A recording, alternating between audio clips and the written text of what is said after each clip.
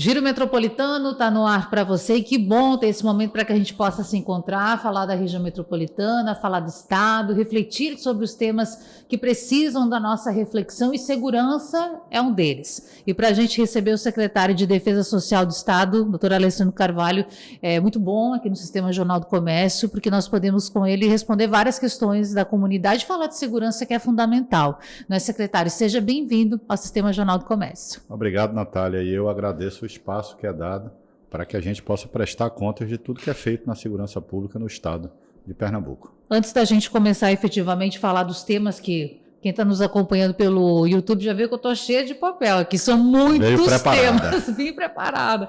São muitos temas para que a gente possa falar e discutir, secretário. Mas eu quero lembrar a todos que a gente está aqui ao vivo na Rádio Jornal, mas está também no YouTube. YouTube de JC Play com imagens, YouTube da Rádio Jornal também com imagens. Para você que tem essa possibilidade, vai no YouTube, vai acompanhar aqui as imagens do nosso programa, pode assinar o canal, receber sempre os conteúdos e, claro, aqui na sua Rádio Jornal, sempre com você também ligado, falando desse tema que é muito importante, entre outros.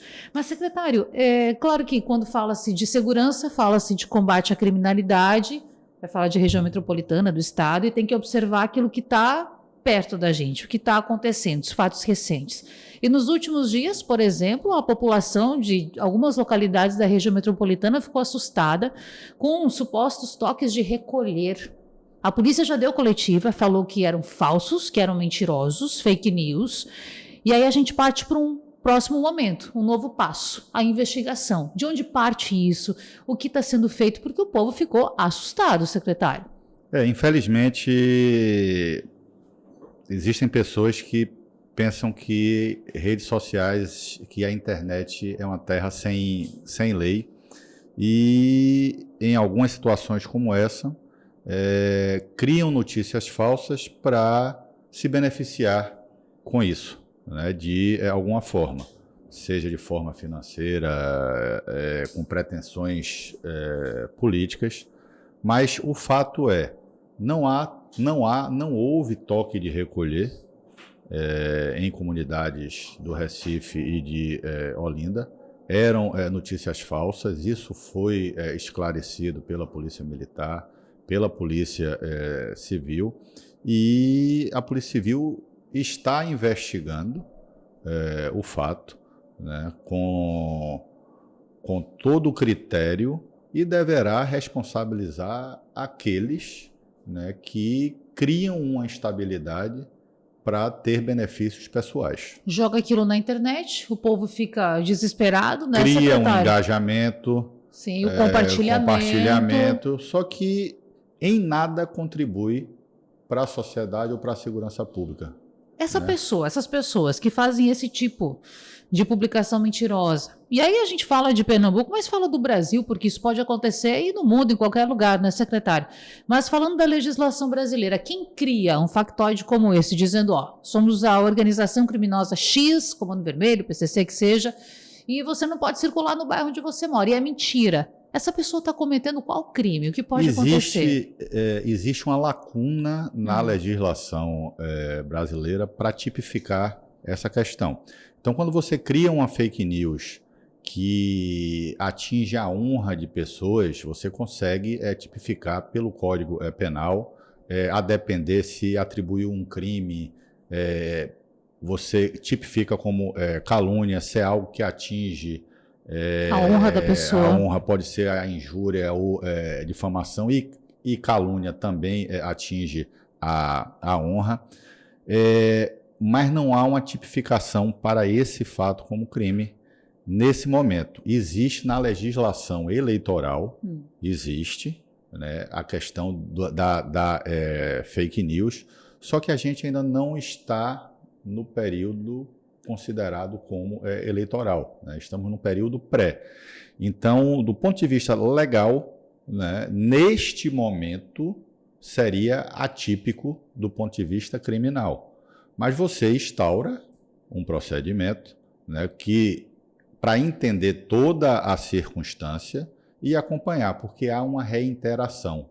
Isso está sendo feito de forma reiterada, já há outros casos, e o período eleitoral está chegando.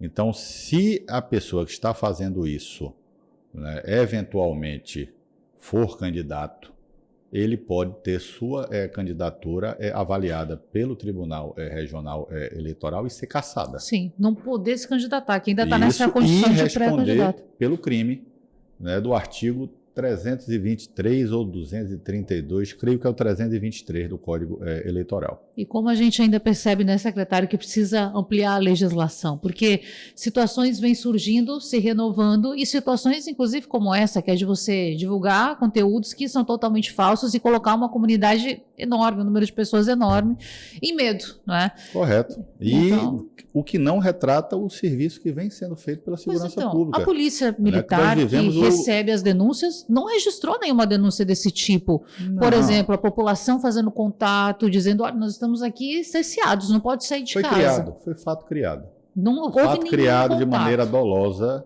e deliberada. Nossa, secretário, ao mesmo passo em que a gente acompanhou essas informações nos últimos dias e o esclarecimento é fundamental para a população, na semana anterior verificamos também, e aqui na empresa, na Rádio Jornal, no sistema, a gente acompanha, obviamente, os casos, né, relacionados à violência, nos chamou a atenção que estava acontecendo, portanto, fim de junho, começo de julho, na Zona Norte.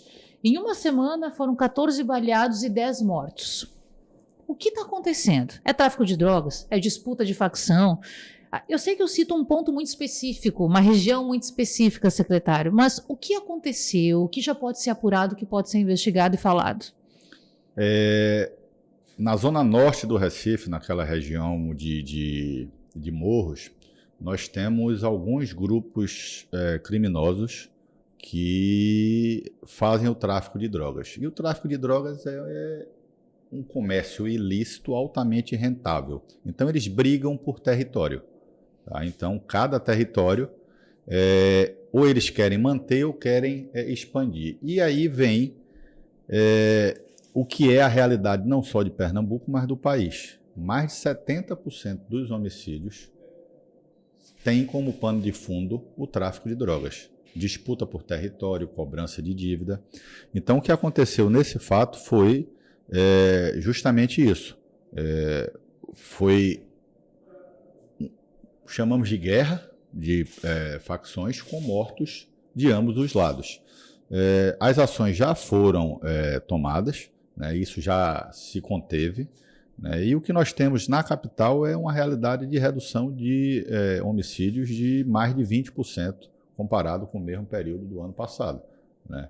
Então, é um trabalho contínuo de prevenção e repressão. Quando acontece isso, o que é que nós fazemos de imediato? Nós reforçamos o policiamento ostensivo, a polícia militar, né, para evitar a expansão desse conflito e atos de retaliação de uma facção, de um grupo criminoso para o outro. E a Polícia Civil, ela age com prioridade na identificação, porque nós trabalhamos todos os dias coletando informações em investigações diversas. E aí entra a investigação da Polícia Civil, que a gente chama de operação de repressão qualificada. São aquelas investigações que envolvem quebras de sigilo telefônico, bancário, e a coleta de provas para que, num determinado momento, eu sabendo e agora eu conseguindo provar ao Ministério Público e ao juiz, fazer uma representação por mandados de busca e por mandados de prisão. Isso leva tempo. Uma investigação para você materializar essas provas pode levar 3, 4, 6 meses, 1 ano. Mas chega um momento que ela fica, nós chamamos de madura, para ser deflagrada, e aí as prisões são feitas. Então, enquanto isso, contenção, prevenção pela Polícia Militar, pequenas prisões sendo feitas durante o período de investigação e, no final, uma operação grande com o cumprimento de, às vezes, mais de uma dezena de mandados. E eu disse, tem integrantes do grupo que estão soltos, mas há integrantes que estão presos também. E a primeira coisa que foi feita lá em 2023, logo que eu cheguei na Secretaria de Defesa Social, em coordenação com a Secretaria de Administração Penitenciária e a inteligência da Polícia Federal, foi identificar essas lideranças que estavam no sistema prisional e elas foram isoladas. Levadas para outras unidades. Em duas unidades, em Itaquitinga e em Tacaimboque, em que unidades novas, né, em que a segregação e a interrupção do fluxo de ordens de quem estava preso para quem estava fora foi interrompida. Então, esse também foi um dos fatores essenciais, e isso nós estamos fazendo desde então, né, que é identificar quem, apesar de estar preso, ainda está liderando. Então, várias transferências foram feitas e isso é um fator essencial para a redução da criminalidade em Pernambuco. Secretário, claro que a gente precisa falar desse ponto das facções. É um assunto que está sendo comentado, muito comentado no Brasil, até por conta desse olhar norte-americano, classificando alguns desses grupos como grupos terroristas. E a gente precisa observar, o senhor está falando de mapeamento. E é claro, eu sei que as forças de segurança, por vezes, não gostam de dar muitos detalhes, até para não incentivar e não potencializar esses grupos. Mas aqui em Pernambuco, hoje, o que se identifica? Por exemplo, a presença e atuação do Comando Vermelho, a presença e atuação do PCC, quantos grupos, quais são, o que está sendo mapeado pela Secretaria de Defesa Social? Sim, há a presença dessas duas facções, e por uma razão que é compreensível, né? O Brasil não produz cocaína. Isso é feito em países que possuem fronteira com o Brasil. E são essas duas grandes organizações que fazem o tráfico internacional, fazem a droga entrar no país, né, pelas fronteiras da região centro-oeste e norte, e sul também, sudeste. E dali eles distribuem para diversos grupos de traficantes pelo país.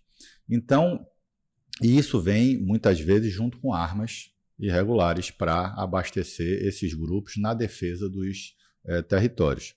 Então, o que nós temos em Pernambuco não são territórios tomados por essas facções. Eles são fornecedores e associados a grupos criminosos locais. Uhum. Essa realidade não é a que existe já na Bahia ou no Ceará, por exemplo, em que as facções estão com integrantes lá dentro, liderando o crime. Não é o caso de Pernambuco. Nós temos fornecimentos e o vínculo pela aquisição da droga e de arma deles. E eventualmente, integrantes faccionados dessas duas organizações são presos no transporte de drogas e armas aqui para o Estado. Então, o desafio também é fazer com que não se torne isso, que essas situações, por exemplo, do Ceará, diária. Da Bahia, do Rio de Janeiro, essa presença de comando, para que isso não aconteça. Faz como, hein, secretário? Se faz com muita inteligência, com troca de informações e com repressão efetiva. Então, algo que você pode... mas é ou não é? O secretário está sendo correto e transparente. Então, algo que todo mundo pode ver. Nós não vemos em Pernambuco bairros, territórios em que criminosos circulam à luz do dia e registrando imagens, portando fuzis e criando barreiras para que ninguém entre, para que a polícia não entre ou que outro grupo criminoso não entre na comunidade. Isso não é visto em Pernambuco. Qualquer lugar de Pernambuco, uma viatura policial com 2 homens, 2 mulheres, 2 policiais, entra e sai de qualquer local. Circula sem interferência. Sem interferência. Então, não há domínio de território, não há controle que impossibilite o livre policiamento, né? Agora, há grupos criminosos? Existem, né? E eles são combatidos. A partir do momento que um grupo criminoso comete um homicídio, entra em confronto, imediatamente ele vira uma prioridade para a Polícia Militar conter e para a Polícia Civil investigar e realizar as prisões. E não é de outra forma, né, que nós estamos... A meta da política de segurança do Estado é reduzir 30% Até o final de 26. Nós estamos com 24% de redução nos homicídios. Efetivamente, porque houve todo um período de estudo, de preparo, efetivamente ele começou a ser aplicado em 2023, secretário, o senhor lembra? Houve o lançamento formal em outubro, novembro de 2023. Houve um primeiro anúncio, salvo engano, ali em julho, agosto, se não me engano. Agosto. Eu ainda não havia chegado, eu cheguei em setembro e depois houve o lançamento com a política redigida. Mas independente disso, da formalidade, né, isso foi o escrever, né, mas nós já atuávamos com a filosofia que tinha que ser, que é de integração entre as polícias, identificação do que acontece em cada uma das 26 áreas integradas em que o Estado se divide. Então, na capital, eu tenho 5 áreas integradas de segurança.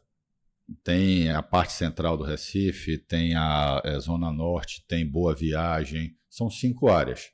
Na região metropolitana, sem Recife, mais 5 áreas. E aí eu vou dividindo o Estado em 26 áreas. Então, o que se procurou foi entender área por área, e aí nós temos o comandante do batalhão pela PM e o delegado seccional pela Polícia Civil, são os líderes na área integrada de segurança, identificar qual é o problema da área, quem são os grupos criminosos, qual é a forma que eu tenho que atuar naquela área que pode ser diferente de outra.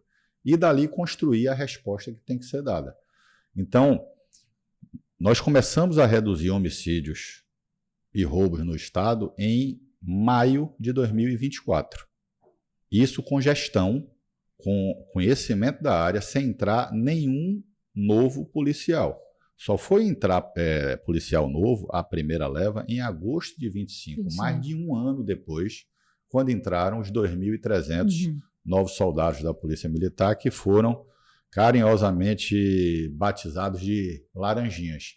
E daí houve a entrada gradual, né, de policiais civis, bombeiros, para fechar os 7.000 novos policiais e bombeiros, né, e a última turma de oficiais, 180 oficiais da PM se formam em dezembro, e aí nós teremos 7.000 novos policiais. Mas foi feito muito investimento também em diversas áreas, como inteligência.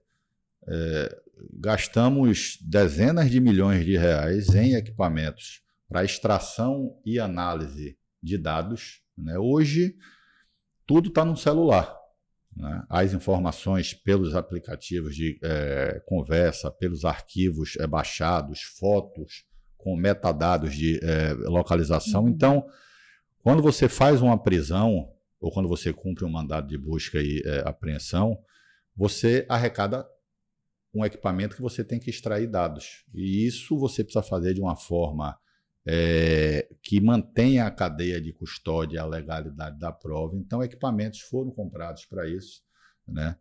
Equipamentos outros de inteligência que são utilizados, que a gente não fala para não entregar. Sim, tem estratégias que... ouro, mas que são legais, que são utilizados com autorização judicial, com a supervisão do Ministério Público, que faz o controle externo. Então, isso tudo permitiu dar mais eficiência, eficácia ao trabalho de investigação da Polícia Civil. Investimentos que parecem ser, num olhar... Quem é policial sabe o que é ele sair para trabalhar com o seu próprio colete, não ter que estar trocando de colete com um policial que saiu de serviço. Você saiu de serviço, você tomou chuva ou estava fazendo um sol, suou no colete. E aí você não vai direto para casa, você tem que passar no batalhão para devolver o seu colete e a sua pistola, porque não tinha colete e pistola para todo mundo. Precisava compartilhar. Para eu que estou chegando em serviço, pegar o seu colete molhado de chuva ou de suor para usar, tá? O que é até insalubre. E você vai me entregar a sua pistola, que você já recebeu de outra pessoa, que é um instrumento de precisão. Você vai confiar a sua vida e a vida de terceiros, caso você precise efetuar um disparo em legítima defesa própria ou de terceiro. Ou seja, um policial sem motivação por falta de equipamento, fuzis. Nunca tinha sido comprado fuzil em Pernambuco.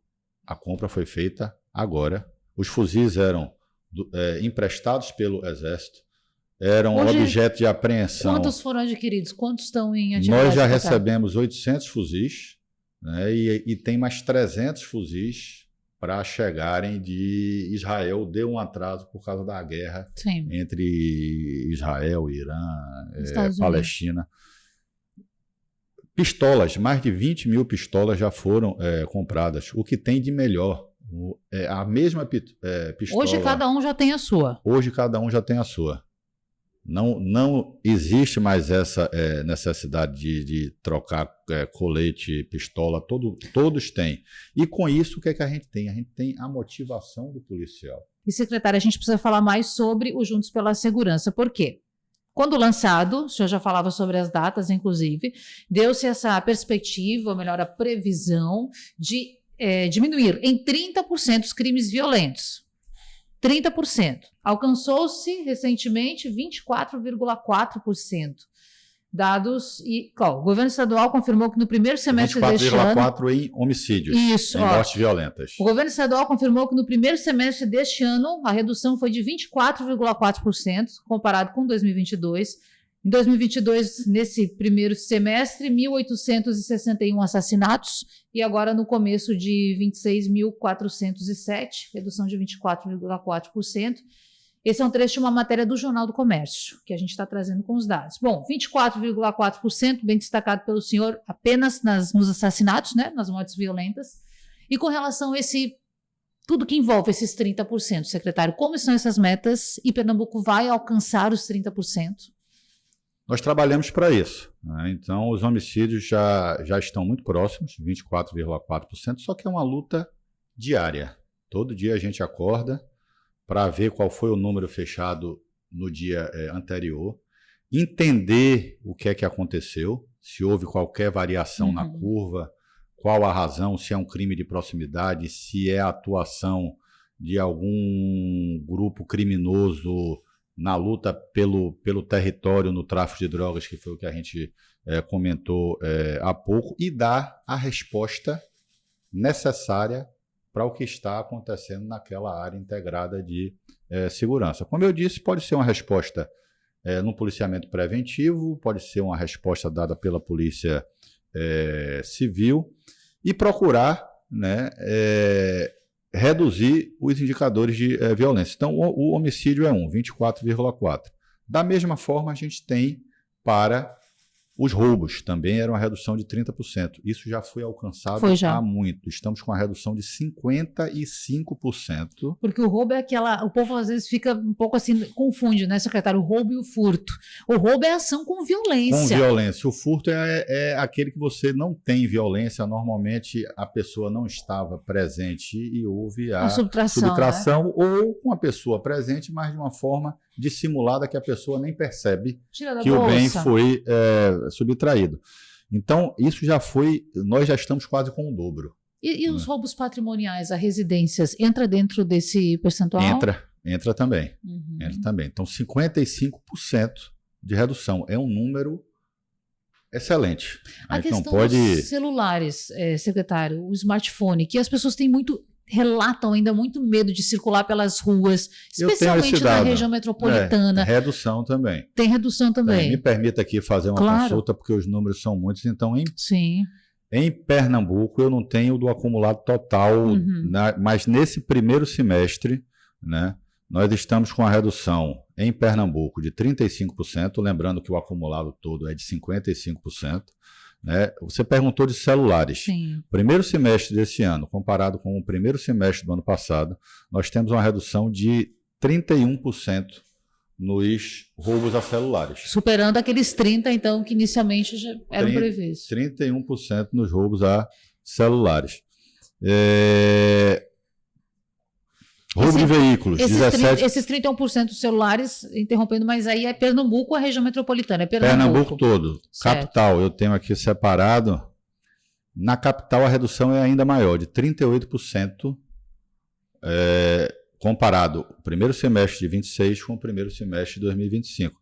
Isso tem muita relação com o reforço que foi dado no policiamento ostensivo decorrente do concurso para a Polícia Militar. Foram 5.250 novos policiais. Isso, Natália, e para quem nos ouve, nos assiste, é 1/3 do efetivo da Polícia Militar. A Polícia Militar tinha 15 mil homens e mulheres e o concurso foi feito para mais 5.250. Por aí você vê a atenção que foi dada à segurança pública e que hoje a gente anda e consegue ver o policiamento a cada 300, 500 metros, 1 quilômetro, mas você de casa para o trabalho, do trabalho para casa que você sai, você vai ver várias vezes na rua, e isso tem uma distribuição, tem uma comunicação, não só o a pé, mas o motorizado, motos e carros para fazer o deslocamento mais rápido, né? Então, é importante, e mais importante ainda, o novo concurso já foi anunciado. Eu sei que isso gera muita expectativa, já a gente vai falar do concurso, para o povo ficar aqui na expectativa, viu, secretário? Claro. E continuar com a gente aqui no Giro Metropolitano. Mas eu lhe interrompi quando o senhor ia trazer os dados de violência com relação a roubo de veículos. Também teve redução, porque esse também é outro ponto, a gente fala do smartphone, do celular, sim, mas os veículos também algo muito delicado. Na capital Recife, nós tivemos uma redução de 23% nos roubos a veículos. E o furto, aquele sem violência, né, uma redução de 21%. No estado de Pernambuco, o roubo a veículos caiu no primeiro semestre desse ano, repito, comparado com o primeiro semestre do ano passado, o roubo a veículos caiu 17,8% e o furto 16,2%. A questão do veículo e dos assassinatos, dos veículos e dos assassinatos, ainda são os pontos que mais vão necessitar de um trabalho para conseguir chegar aos 30% até o fim do ano, que pelos números a gente vê que outros pontos que são importantes já estão um pouco mais pacificados, já se alcançou a meta e superou. Mas assassinatos e o roubo de veículos, o senhor traz alguns números que ainda precisa se correr mais para alcançar os 30%. Esses dois temas são os que mais lhe preocupam, secretário? Nesse primeiro momento, sim, mas o que me preocupa bastante é a questão da violência contra a mulher, o feminicídio. É algo que não é só de Pernambuco, é do Brasil todo. É uma questão cultural de séculos, de alguns homens entenderem que a mulher não tem liberdade para decidir se quer continuar numa relação ou não, né? E isso precisa ser mudado. Mudar a cultura demora, né? Você precisa investir na educação das crianças para que isso mude. Só que a gente não pode esperar as crianças crescerem para que essa realidade seja alterada. Então, a polícia tem que agir, o Estado tem que agir, a rede de proteção formada pelos municípios e pelo Estado, pelas secretarias das mulheres de justiça e direitos humanos tem que atuar. Então, no acumulado, nós temos uma redução de feminicídio no Estado de 7,5%. No ano? No acumulado desde 2023. Certo. De 7,5%. Esse ano, no primeiro semestre, no Estado, nós temos uma redução de 27,5%. Ou seja, esse ano a coisa deu uma girada de chave. E na capital, no Recife, o ano passado, no primeiro semestre, nós tivemos a perda de 9 mulheres por feminicídio. Infelizmente, esse ano nós perdemos 3. Então, há uma redução de 66% nos feminicídios na capital do estado no primeiro semestre do ano. E o que é essencial nisso tudo, né? O feminicídio, ele é o último ponto de uma escalada de violência. As relações, você só começa uma relação porque você tem uma atração, você simpatizou, houve uma sinergia entre duas pessoas, mas aquilo, com o passar do tempo, vai se deteriorando. E aí vem a fiscalização da roupa que a mulher usa, do horário que ela vai sair, como ela gasta o dinheiro dela. Vai para o assédio moral, que vira uma agressão, uma violência. Antes da violência física, vem a violência psicológica, financeira. E a coisa vai se deteriorando, parte para agressões físicas, para ameaça de morte e, em alguns casos, infelizmente, o ciclo não foi interrompido e o feminicídio ocorre. Então, o que é que a gente sempre trabalha, o que é que nós sempre repetimos? É necessário quebrar o ciclo de violência. Denunciar. Pode ser pelo fim do relacionamento, que muitas vezes o agressor não aceita, né? E aí é denunciar a polícia, é registrar o boletim de ocorrência, é pedir uma medida protetiva quando for o caso. Então, quando a mulher procura uma delegacia para registrar, isso pode ser pessoalmente? Pode, mas pode ser pela internet. Você pode fazer o registro de ocorrência pela internet. Você pode pedir uma medida protetiva hoje pelo seu celular. Isso sai rápido, doutor? Porque o caso é analisado e sai rápido. Nós temos medidas protetivas concedidas entre o momento do registro da ocorrência e o deferimento pelo judiciário em menos de 24 horas. Né?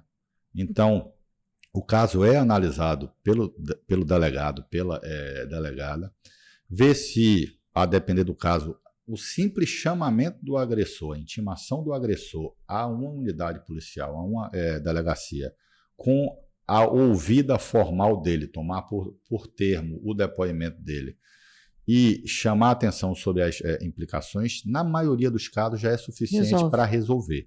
Eu recordo, secretário, que em meados de abril, depois de um caso que ficou muito marcado aqui na região metropolitana e no estado, que aconteceu num condomínio na zona sul do Recife, com a morte, infelizmente, por feminicídio de uma jovem estudante, recordo que perguntei à Secretaria de Ressocialização o número de homens que estavam sendo alvo de medida protetiva e que utilizavam tornozeleira eletrônica no estado.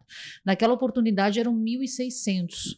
E aí existe toda uma sistemática para que quando se aproxima da vítima, envie, né, um barulho sonoro para que essa vítima seja avisada, só que a informação à época foi de que muitas mulheres, apesar desse número 1.600, que eu achei um número bastante elevado, você pensar que 1.600 homens utilizam tornozeleira por conta de ameaças à ex-companheira ou companheira, apesar disso, muitas mulheres não dão prosseguimento ao processo. Muitas fizeram um boletim, tem a medida de ocorrência, a medida de protetiva, mas não continuam esse processo por N fatores, entre eles o medo. O que o senhor diria para essa mulher que tem medo de avançar, que pensa, não, eu não posso fazer isso, porque ele é pai dos meus filhos, apesar de tudo ele é um bom homem, ele é uma boa pessoa. O que o senhor diria para essa mulher? Cada caso é um caso. Né? E pela experiência policial que eu tenho, e analisando os casos que ocorreram, há situações em que a mulher não tem outra opção, ela não tem para onde ir, ela não tem uma renda e aí se submete. Para isso existe a rede de proteção do Estado, casas, abrigo, para que seja feita uma transição, né? Mas em muitos casos, a maioria deles, existe uma esperança de que o homem vai mudar a sua postura, né? E, existem casos muitos casos de agressão e que depois ele pede desculpa. Se ele agrediu, ele já rompeu a barreira. É o momento de terminar aquela relação, porque a agressão vem numa crescente. A partir do momento que ele agrediu, que ele ameaçou, você quebrou o limite aceitável para uma convivência. E quando ele pede desculpa, que é aceita na esperança de que ele vai mudar, a próxima vez ele vai agredir de uma forma mais intensa. Vai achar que pode agredir e depois pedir desculpa. Sim. Que vai ser aceito. Então, é necessário quebrar o ciclo, né? Apostar na sua integridade, na sua vida, porque muitas mulheres perdem a vida acreditando que havia uma mudança. Então, o exemplo que você citou, do caso de um condomínio de luxo na Zona Sul. Essa mulher tinha uma medida protetiva, mas não fazia valer. Por quê? Porque ela acreditou, em determinado momento, que ele ia mudar. Então, mesmo com a medida protetiva, ele tinha acesso ao condomínio e o condomínio não tinha conhecimento dessa medida protetiva. Então, em razão desse fato, houve até um ajuste na rotina das decisões de medida protetiva. Houve um entendimento entre o Judiciário e o Sindicato dos Condomínios, né, para que, se a mulher mora em um condomínio com portaria, com controle de acesso, a decisão da medida protetiva ela sai para a vítima, para o agressor e para o condomínio, para que o condomínio não permita o acesso daquele Ele vai ficar ciente, informado que ele não pode acessar. Tem ciência de que aquela pessoa não pode ter acesso. Importante isso, secretário. Importante para mudar essa realidade de violência. Então, são ajustes que vão sendo feitos, que infelizmente uma mulher perdeu a vida para isso ocorrer, mas o ajuste foi feito. Então, o que eu digo sempre, é necessário quebrar o ciclo de violência. Então, nós tivemos até um aumento, e aí, como eu disse, o número hoje no estado de Pernambuco, no primeiro semestre, é de redução de 27,5% nos feminicídios, na capital de 66%, e isso é decorrente do aumento de registros de ocorrência de violência contra a mulher. Nós tivemos um aumento de mais de 30% dos registros. Então, existe uma correlação direta entre retirar a violência do anonimato, das quatro paredes de uma residência, trazer ela ao conhecimento do Estado para que seja tomada uma providência policial e que essa escalada de violência seja interrompida e, assim, a própria mulher toma a decisão de salvar a sua vida. Recentemente, aí nesse ano, e a gente vai já fazer mais uma pausa, mas recentemente uma pastora muito conhecida, o senhor deve ter visto isso, um vídeo que viralizou, ela foi a um congresso, o maior congresso evangélico do Brasil, lá na região sul, e quando pregava, quando falava, fazia sua palestra, ela dizia o seguinte: não ore mais por ele, ore por você. Então esse é um símbolo e a gente precisa sempre reforçar isso. Claro que as pessoas não querem, você contrai o matrimônio, não quer separar, né, secretário? Quer ficar a vida toda com aquela pessoa.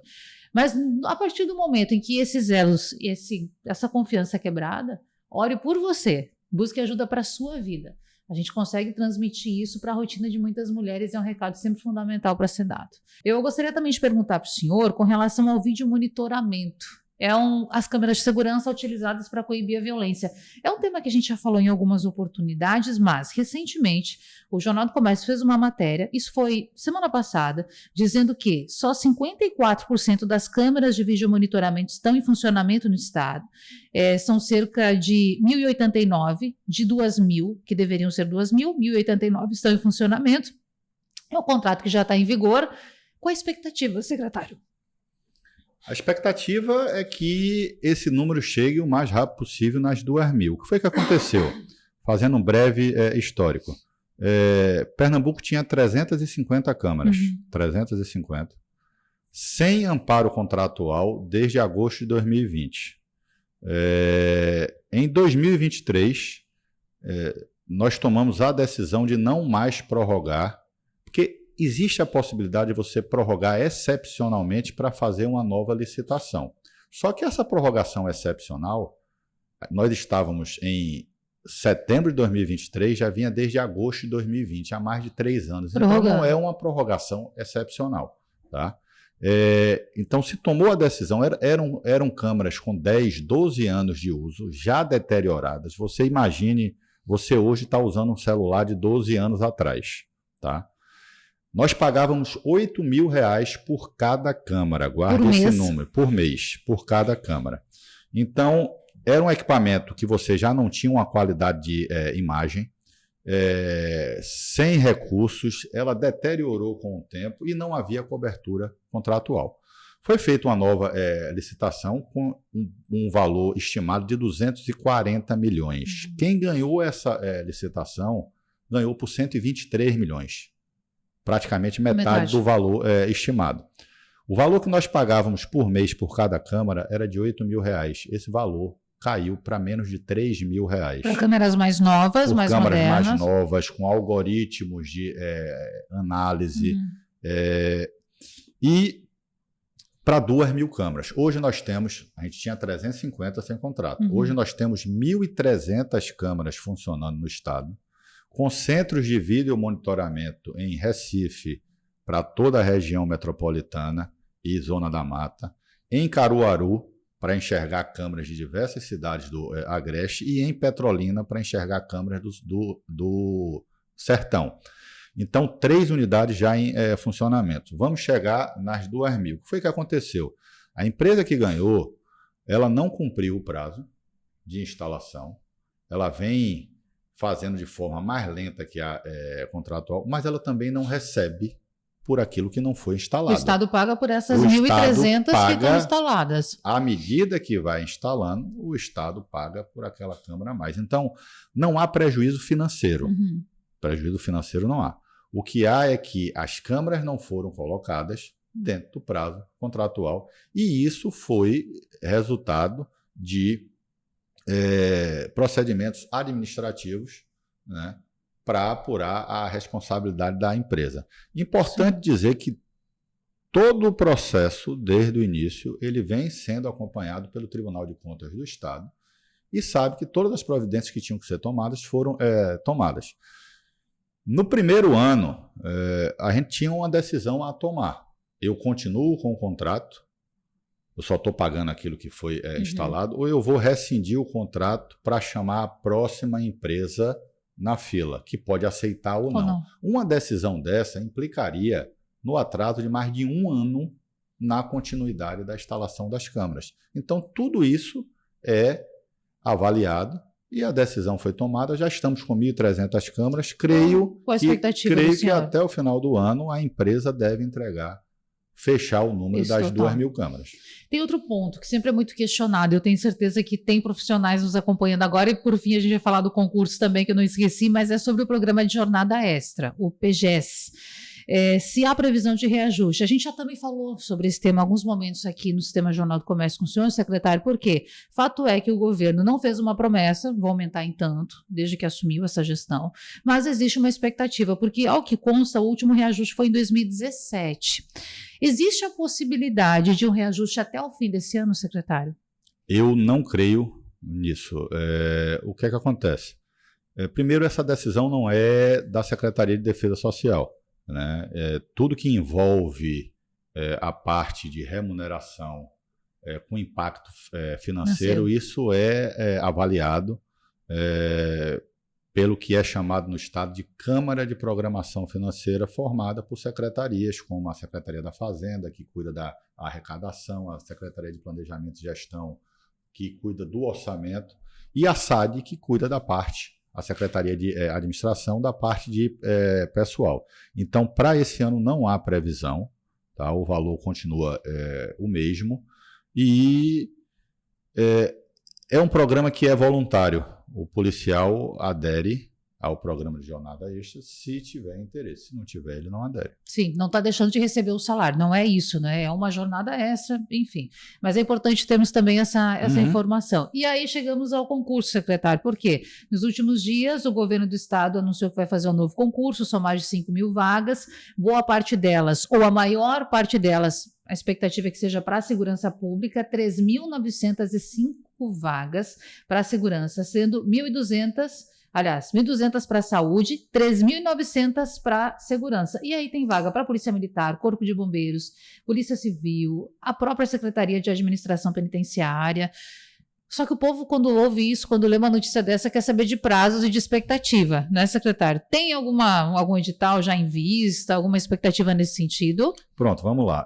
O concurso, para ele efetivamente ser realizado, ele passa por fases. Então, nós ainda estamos formando a última turma do concurso anterior de oficiais e já foi anunciado um novo concurso.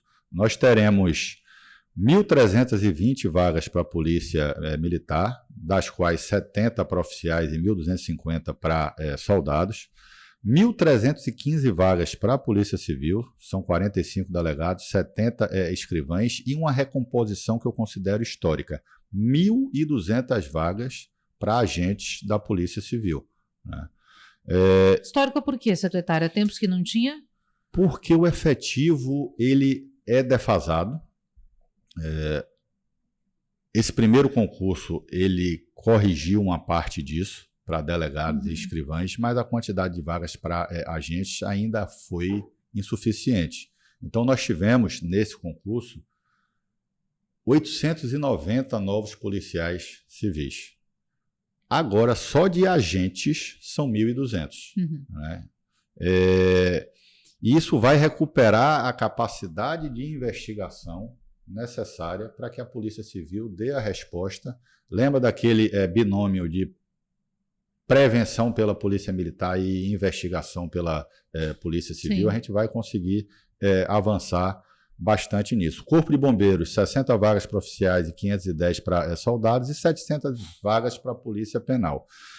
Então, houve a decisão de fixação das vagas. Ok, qual é o próximo passo? A gente precisava dessa fixação para poder abrir a contratação, a escolha e contratação de qual será a banca, a instituição que vai aplicar o concurso. Né? E isso, esse quantitativo, ele é essencial para a equação de cálculo do custo para saber qual é o valor da taxa de inscrição no concurso. Sim. Então, com esse passo, a gente deve ter, vou estimar, pode ser um pouco menos, um pouco mais, porque é contratação pública. Cerca de 3 meses para a gente contratar, 3, 4 meses para a gente contratar a instituição, mas contratando ela, logo depois você já pode lançar o edital. Então, o conselho que eu dou é aqueles que querem fazer concurso, já comecem a estudar. O concurso é certo de ser feito e quem começa a estudar primeiro ganha vantagem sobre os demais. Dentro dessa expectativa, é possível que as provas sejam aplicadas ainda neste ano. O que o senhor acha? Eu acho difícil. Difícil? Eu acho difícil, mas a gente vai fazer o mais rápido possível, porque o que a gente precisa é trazer mais policiais para a segurança pública, médicos para a saúde, e mudar a vida de pessoas, né? É geração de emprego. Eu tenho certeza que tem gente empolgada, então assim que sair o edital já mais detalhado vão estudar ainda mais, mas já vai se preparando, se é seu sonho, não é, secretário? O concurso mexe muito com as pessoas, então, e não é possível. Vá buscando, vai se informando, que a gente também vai sempre aqui lhe informar, deixar você atualizado. Secretário, muito bom recebê-lo, obrigada por falar com tantos assuntos, sobre tantos assuntos importantes aqui com a gente, até a próxima. E eu agradeço pelo espaço que foi dado, porque é muito importante, nós trabalhamos muito, nós estamos mudando a realidade da segurança pública no Estado. Pernambuco vive o melhor momento da segurança pública, com investimentos e com redução dos indicadores de criminalidade. A tendência é que isso continue com mais redução, e você abrir o espaço para que a gente possa prestar contas disso é importante para a população saber o que é que tem sido feito. Muito importante para a gente também. Obrigado. E agradecer, é claro, ao secretário, a todos que nos acompanharam até aqui, desejar para você um excelente fim de semana, inclusive com muita segurança. E lembrar que no próximo sábado a gente está aqui de novo com o Giro Metropolitano. Até lá!